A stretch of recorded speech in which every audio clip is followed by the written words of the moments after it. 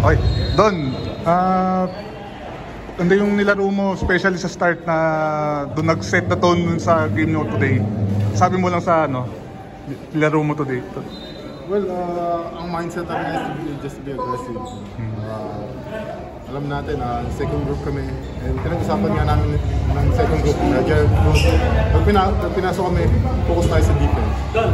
And yung offense naman, kapalo naman yan. Pag maganda yung defense, tapos siyempre, nagkakaroon ka ng rhythm, kumpiyansa, tsaka nagpapower yung offense.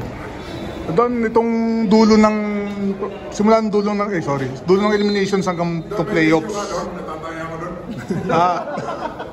Ikaw yung medyo nagiging malaki na yung contribution mo eh. Ano bang meron at yun nga, parang umangat na yung laro mo sa San Miguel? Well, sinusuklihan ko lang yung tiwala ni Coach Leo, mga coaches, yung management na binigay nila sa akin. Yun lang, ayaw ko sayangin yung tiwala nila. So, andito ka nang naglaban din ng Miracle Finals. Parang meron pa ba nakadagdag motivation din ba yung nakagalit sa akin na makabawi? Tapos yung Russian Usap, ako pa yung tinatamaan sa mukha ako pa yung nandun eh. So parang hinakanta ko nun eh. Until now. So buti ngayon nakabawi ko.